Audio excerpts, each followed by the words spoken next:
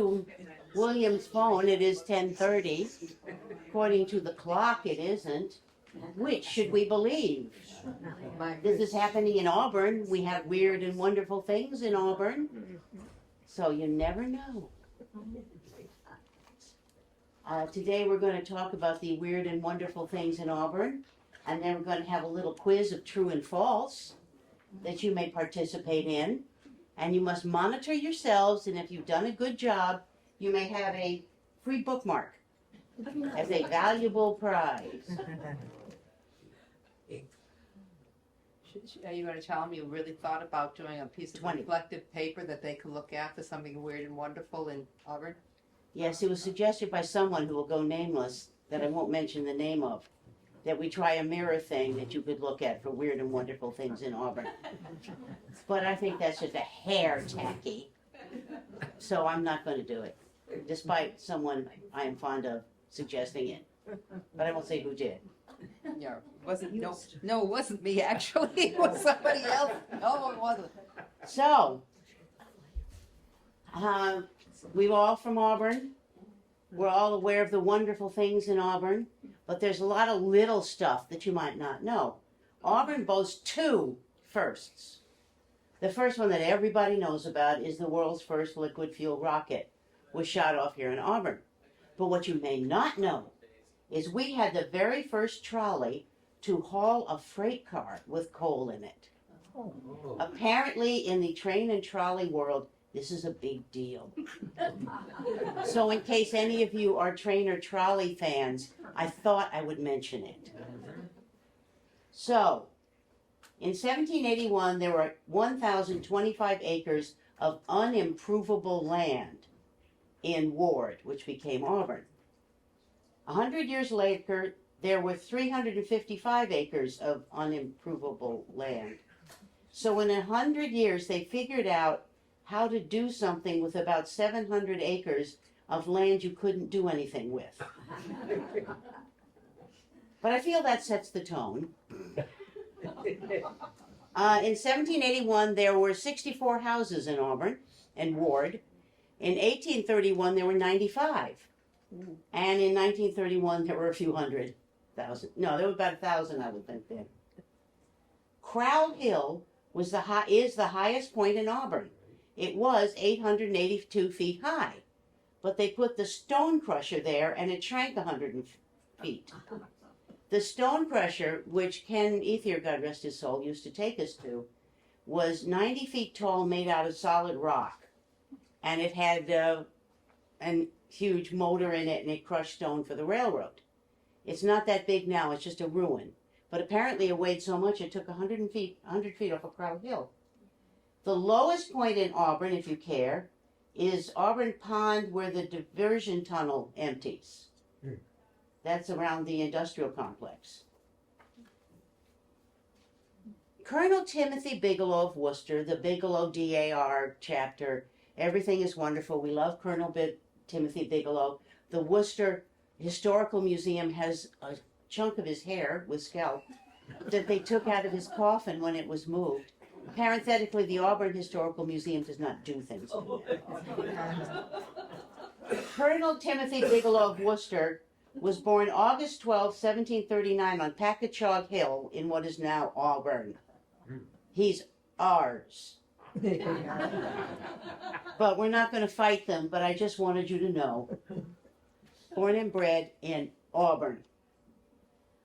Jonathan Stone, one of the original members of the Church of Ward and first deacon in the church, marched as a Minuteman in Timothy Bigelow's regiment.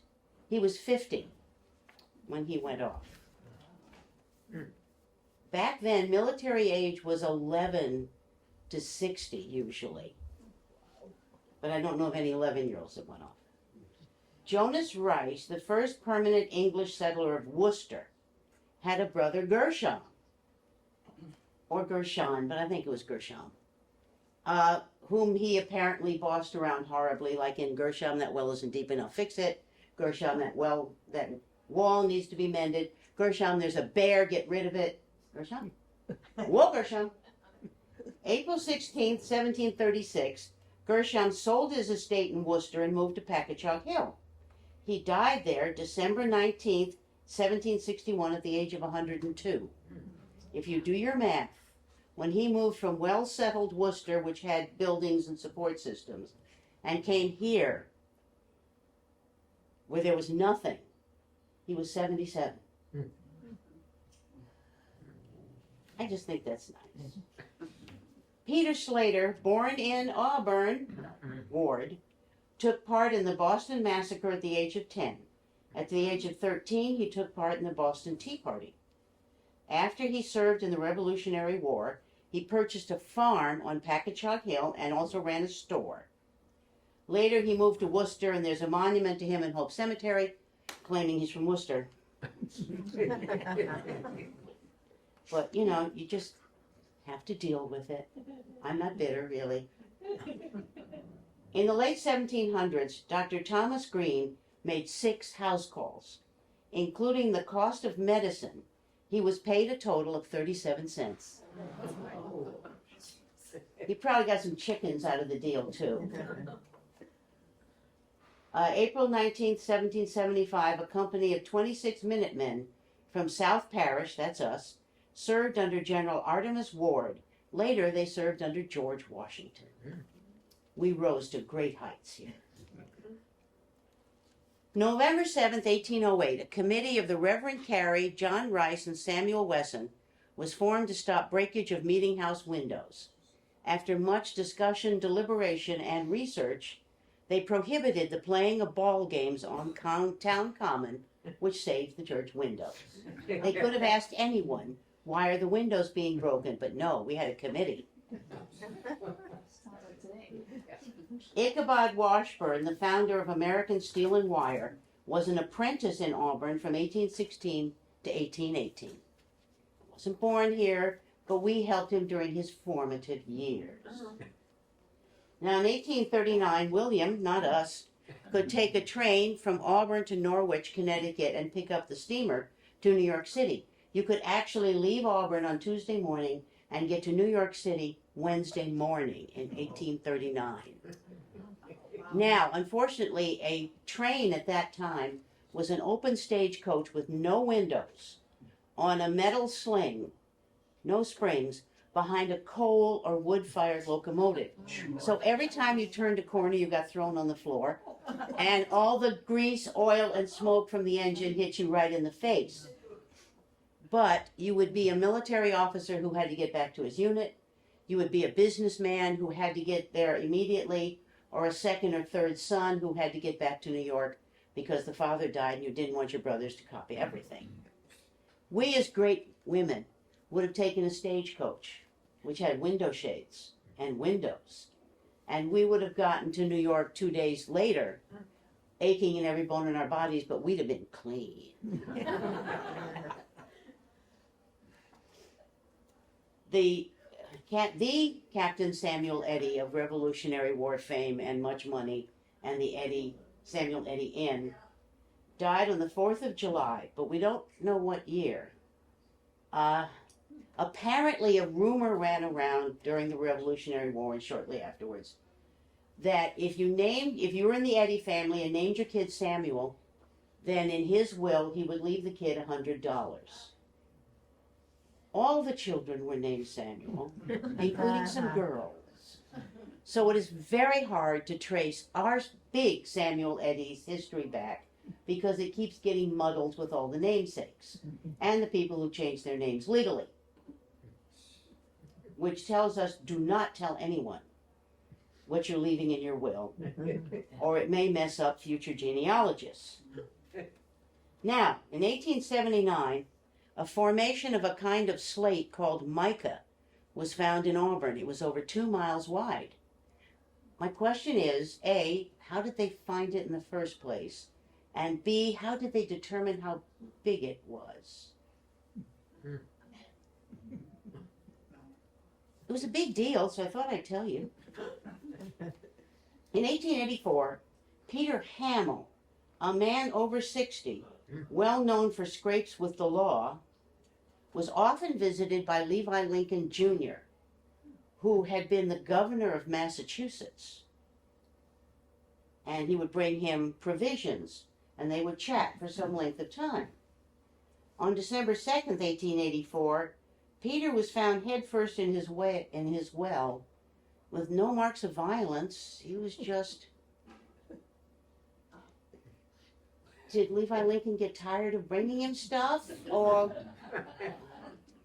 That's all that's written in the history books. There's nothing about who did it, or... Don't you just love things like that? Captain Nathaniel Stone died at the age of 89. The Stone homestead, which is one of the oldest houses in Auburn, and is still claimed as the oldest house in Sutton, it's on, you'd go down Coolidge, cross Route 20, go down School Street, cross Route 20, Coolidge. The end of Coolidge where it joins up with Stone Street, there's that farm there. That's Nathaniel Stone's farm. It may be the oldest one in town, but the record's burned, so we can't tell. That was part of Sutton. So when we formed South Parish of Worcester in 1771, 3, I knew that. They took pieces of Leicester, Oxford, Sutton, and Worcester. And that part where the museum is was Sutton. Sutton still has the nerve to say it's the oldest house in Sutton. But they got rid of it in 1773, and it was ours. And why they say these things, it's all to get me, isn't it? Anyway, after he retired from his service to the country, he was a farmer. And this is in the he died in 1882, so this is the mid-1800s. And he went to Boston 96 times and back. Now, you've driven to Boston. Try doing it in a horse and cart on no paved roads through desolate sections where God knows what's in the woods and there's no rest stop. He did 96 times by horse and carriage he went to Boston. I just think that's, really? There was a train, you know. You could have put the stuff on the train. No. That's for later. Okay. Pinehurst Amusement Park, 1898 to 1910, give or take. I have done the Pinehurst Park story for you. If you haven't heard it, it is a corker.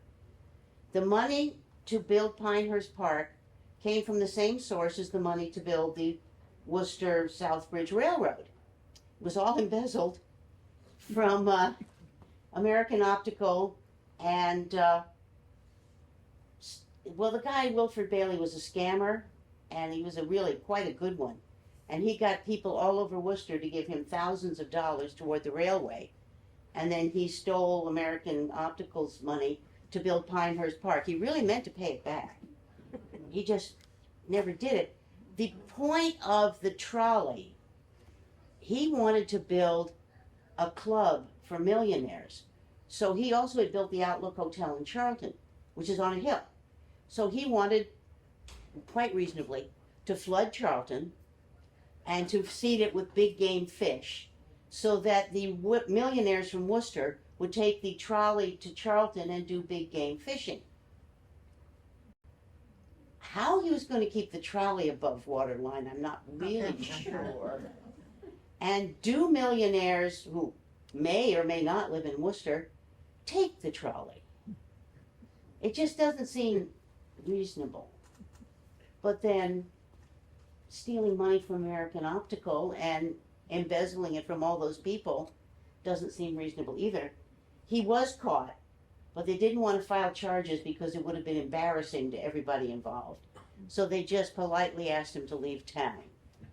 He did, went to Vermont and then to New York State, did it again on a bigger scale, and did spend the rest of his days in prison. But he started his career in Auburn. So I suppose we can be proud of that. 175 Auburn residents served in World War I.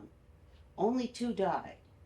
Ernest Carlson died of typhoid at an army base here. Chester P. Tuttle was killed in action in France. And we do know that the Chester P. Tuttle American Legion Post was named for Chester P. Now, does anybody know why the Chester P. Tuttle Post was named for Chester P. Tuttle? This is a good one, speaking of scammers. If anybody calls you and says they're raising money for the Tuttle Post, this happened to me, why did they call it the Tuttle Post? Oh, they didn't tell us. I don't think anyone knows. Hang up. Every American Legion post in America is named for the first man in town who died in World War I. If nobody died, it's named for the first man who went in the service. So, that's an interesting fact. The Great Flu Epidemic of 1918. The Spanish flu actually killed more people than World War I. Many soldiers came back to find, sadly, their family was gone. And it played a factor even in the Great Molasses Flood, which I'm going to tell you about in November. Dr. William Faulkner of Pennsylvania was assigned to Auburn. He averaged 100 visits a day, treated 328 cases, issued 528 prescriptions, and covered 504 miles in 8 days. As soon as he left, Father James Moore, pastor of St. Joseph's, made visits with food and nursing assistants to every flu victim, regardless of their creed, race, whatever. No one in Auburn died of the flu. So whether it was the medical intervention or the Good Father, I leave that to you. Cachador Horoyan was the father or grandfather of Bob. Which one is Cachador's related to Bob Horoyan? I can't remember how. Father or grandfather. He was shot dead in a cornfield in Auburn by a kid who was target shooting. I think it's grandfather. Grandfather. The kid was target shooting around the Sportsman's Club, and he not only missed the target, he missed the hill. And Cachador was out supervising his wife hanging the laundry. So, assuming the wife didn't get him, that's what got him. And that made many changes to the Sportsman's Club. Now, Jonah Goulding. Are we all familiar with Jonah? Okay. He was in the Revolutionary War. Now, in the Revolutionary War, you were enlisted and they said, we'll pay you. We don't really have the money right now, but we're going to pay you or we're going to give you land. You're all going to get remunerated for your service. And the Revolutionary War ended, and they went to their local offices to get their money, and were said, where's the paperwork that you signed that said we're going to pay you? I don't remember saying that. So Mr. Shays, John Shays, of Springfield, Shays Rebellion, he shut down the Springfield courts and said they're not opening until you pay the Revolutionary War citizens, or soldiers. Jonah Goulding of Auburn led the Shays Rebellion part in Worcester, and he shut down the Worcester courts. So, whatever we had for a government at the time, convicted all of them of treason or some silly thing, sentenced them all to death, and they all ran off into the woods. Jonah Goulding stayed in the woods in Auburn for almost 2 years, and I'm sure everybody knew exactly where he was, and brought him casseroles and, magazines or whatever they did back then. And when John Hancock became the governor, he's standing going, you sentenced who to what? No. All overturned, no death penalties, clemency, and for the love of God, pay them. So Jonah was freed and became an upstanding citizen. We actually have a paper here at the museum that Jonah gave $26 to the building of the Bunker Hill Monument. We have his receipt. You do know they built the Bunker Hill Monument on the wrong hill, right? It's on Breed's Hill, it's not on Bunker Hill. But anyway, he is buried in the old Baptist burying grounds. Now that is on Southbridge Street next door to Wendy's. You probably noticed it. And there's somebody in there, and it said starved to death in Andersonville. There's a lot of people there. There's also a tombstone. That was actually sold by Sears. It's a big, kind of square tombstone. It's got, whose is it now? Hicks. The Hicks family bought it. They were cheap. Sears marketed them very heavily. And what was cool about them, is they had the 4 plates on it. And when someone passed, you write the information on a piece of paper, mail it back to Sears. They would put the name and dates of death on it, and then you screw it back on. Nothing can go wrong there. During Prohibition, you would go to it, unscrew the plate, put in your money with your name and your order, screw it back on, come back the next night, and unscrew it, and there would be your liquor. And this was happening all over the state. I noticed there's at least 2 in the Oxford Cemetery. So this was an excellent little store for things you should not be buying. And God knows what they use it for now. They were very fashionable in the 1900s. Now, the next few stories I have are courtesy of Jack Murphy. God bless him. And I don't tell them as well as he did, but I will make an effort. 50 years ago, there was a lobster truck that overturned on Route 20. And the lobsters were dancing around Route 20. So the people who owned it said, well, we can't sell them, so anybody wants one, take them. And the police did take a few into custody. Let's say the police car had 10 lobsters in it. Well, they took 9 of them out and did whatever they wanted to do with them. There was still one in the cruiser. They did not mention this to the man on the next shift. He is driving along and suddenly he gets bitten by a lobster, which I understand scared the poop out of him. $30,000 in uncirculated dimes were pushed out of the bottom of an armored car on Mass Pike in Auburn. They were just too heavy and they came out all over the road. Many helpful people came with push brooms to assist them in the recovery of the dimes. The ones they still could find, they pushed to the side of the road and they buried them. Because it's going to take too long to pick up probably about $20,000 worth of dimes. Don't they have street sweepers? Anyhow, the dimes are still, they were bulldozed into a trench and covered over. That's too time consuming. May I remind you politely, it is illegal to be on the shoulders of the Mass Pike. Don't bother looking.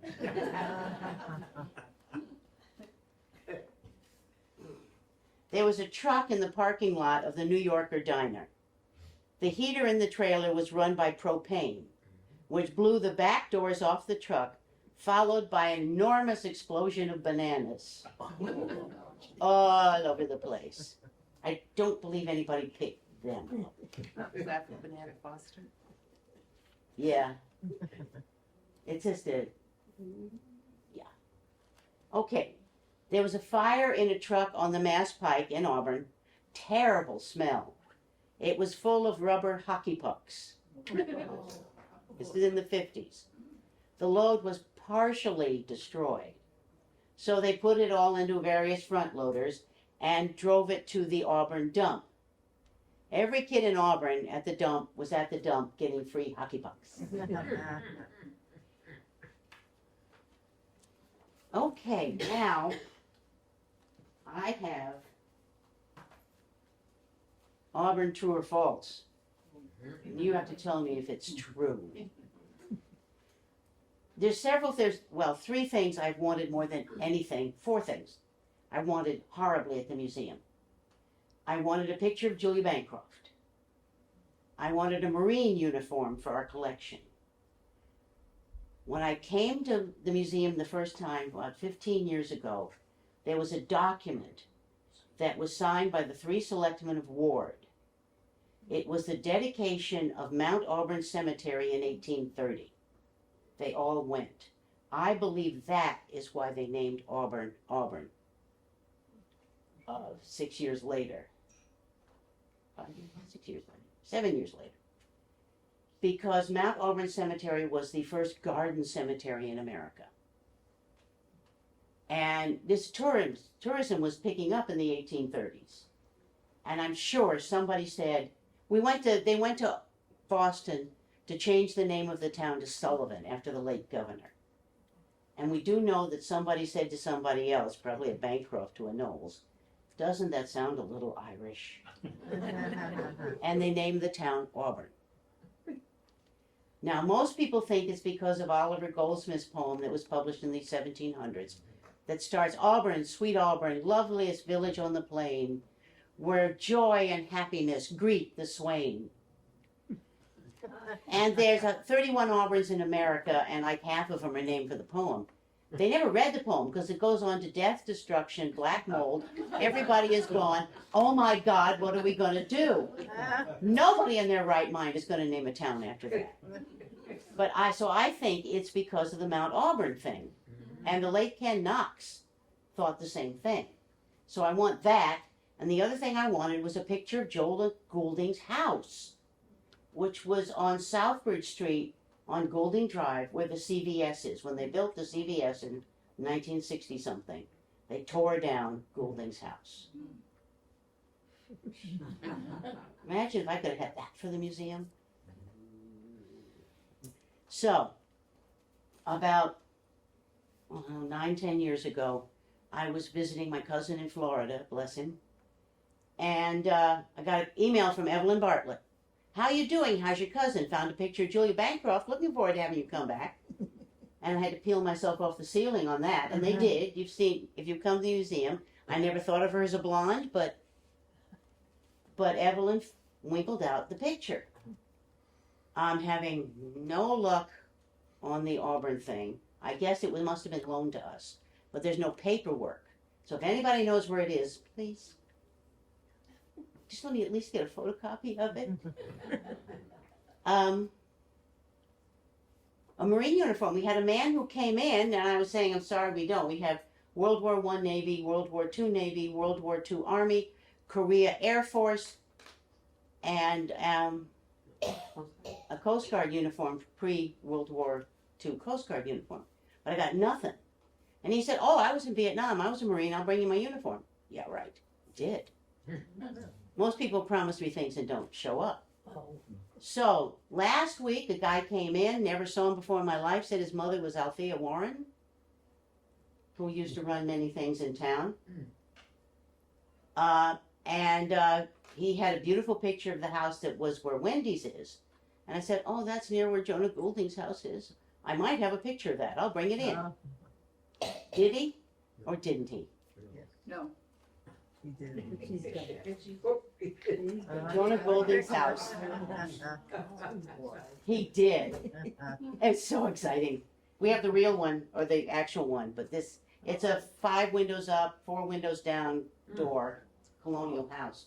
But that's it. And I was so excited they didn't pull changes up. Where is that? It's where CVS is. What's that? Okay. The haunted pumpkin patch. The people who set up the pumpkin patch at the Congregational Church never put any pumpkins in the southeast corner. It's cursed.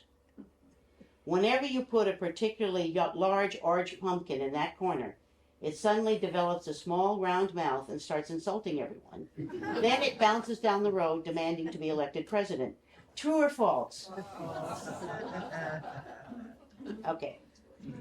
October 20th, 1875. Eddie Stone was riding on a load of potatoes. He noticed there was a gun lying next to him. He said, if this went off now, it would kill me. It did, and it did. True or false? True. Why didn't he move it? You gotta wonder. Okay. The ghost horse and wagon on Packagug. January 15th, 1885, Marcus Dunn, who was living at Dunn's Mill, near the Auburn Depot. Dunn's Mill is where the mall is now.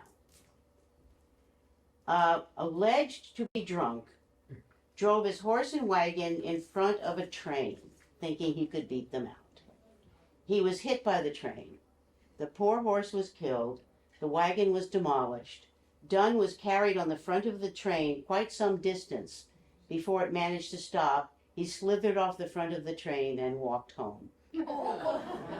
True or false? That one is true. Oh, wow. And it said in a fog on the bottom of Packagug, you can hear the horse and wagon going on. The mysterious light in Hillside Cemetery in the 1930s. For a small period of time, when people went to Hillside in the dark, people do that.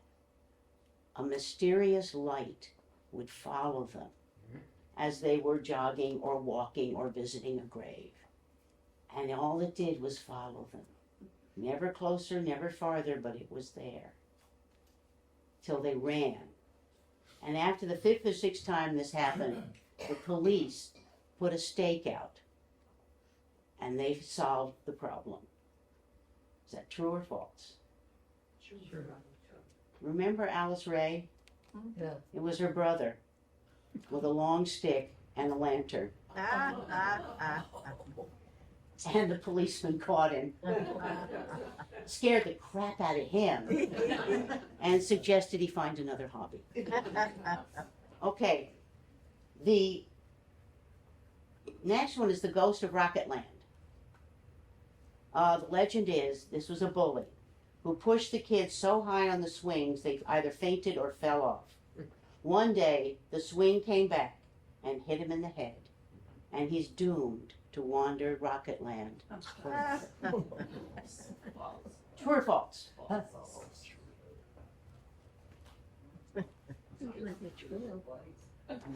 Ghost of Rocketland. Now the story is false. All I can find out, sadly, there were some suicides in a family right near the place, and this could be what it is. But somebody brought this into us and said it is the ghost of Rocketland. And they said it very convincingly, so we took a copy of it and kept it.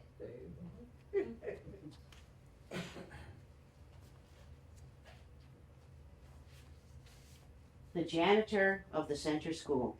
That's what the museum is. Girls played in front of the building, boys played in the back. The girls wanted some privacy, so they strung up a wire and hung a blanket over it. One girl saw a spider and screamed. The janitor came running out to see what happened, ran into the wire, and the ghost of the headless janitor haunts us whenever there's a child in a museum. True or false? Yeah. Although the girls did play in the back and the boys in the front. So that's true, but the rest of it is. She dressed up like a headless person one year, and I made this up. Okay, the ghost of Jerome Avenue. A woman called the museum, said she just moved to Jerome Avenue, and her kids say that ghosts were going through their room every night. She asked me if this was possible. So I did all the research I could. Many years ago, there was a train crash at the end of Jerome Avenue. The railroad goes down there. I suggested that the kids point out the direction to Boston, where the train was going, and they never came back. True or false? Honest to God, the lady called me on the phone, asked me that question. I did the research, and I said, this is what I found out. She never called me back to say what happened. But I figured pointing the way to Boston might be helpful. So I don't know if she just, the heck with this and moved. But honestly, she did call and ask me that. We get some great questions at the museum.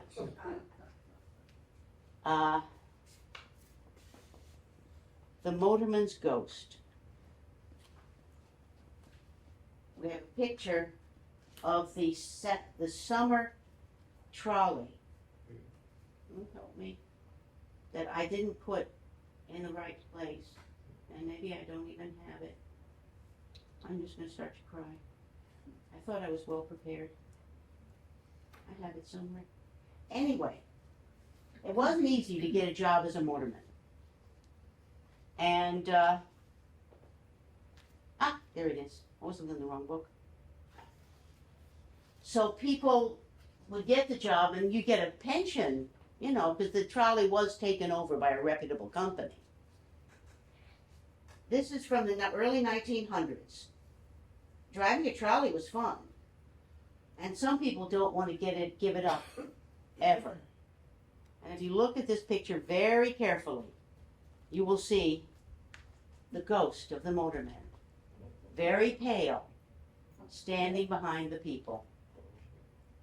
Do you believe me? See, I got that book at home, I have to look. Right there. Yeah. Actually, he was sort of this blonde guy who was wearing a light-colored clothes when they took the picture. But you can scare, when you have the real picture with you, can scare the crap out of kids. Which I, of course, would never do.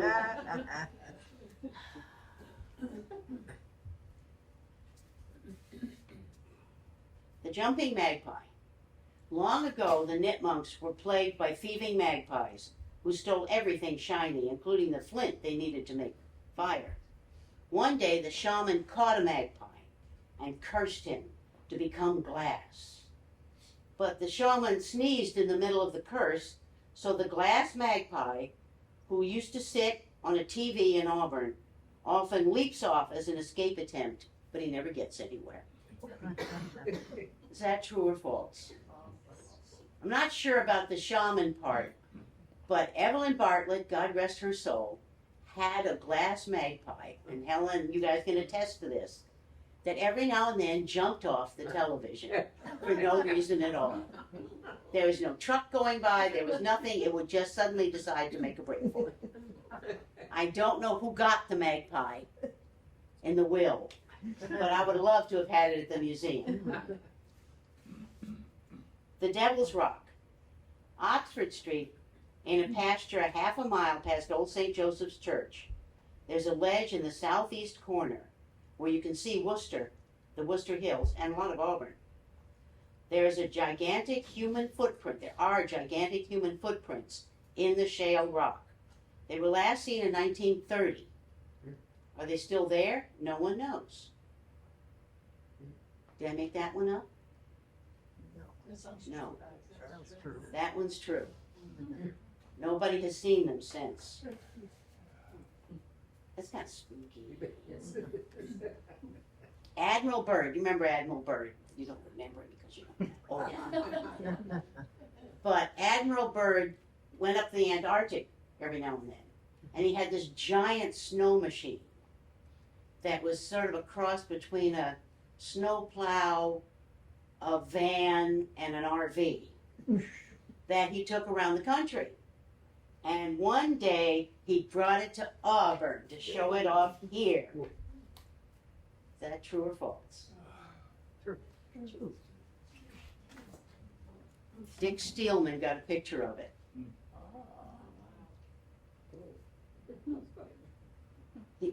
Why he brought it, he must have broken down on his way to Boston.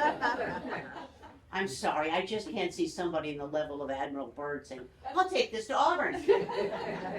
Because it does seem to be sitting in a bit of a traffic jam. But it did come here. Okay.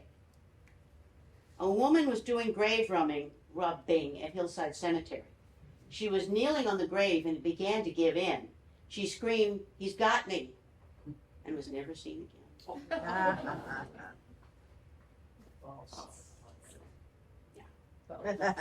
There was a lady doing grave rubbing, and she did kneel on a grave, and it did go down a teeny bit.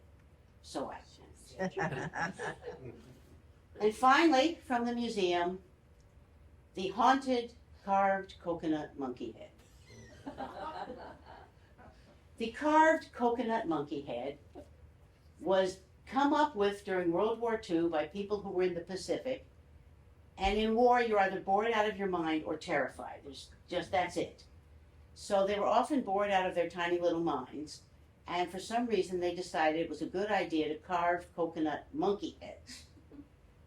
And many people did. There is an International Carved Coconut Monkey Head Society, and the Auburn Historical Museum was blessed with a carved coconut monkey head.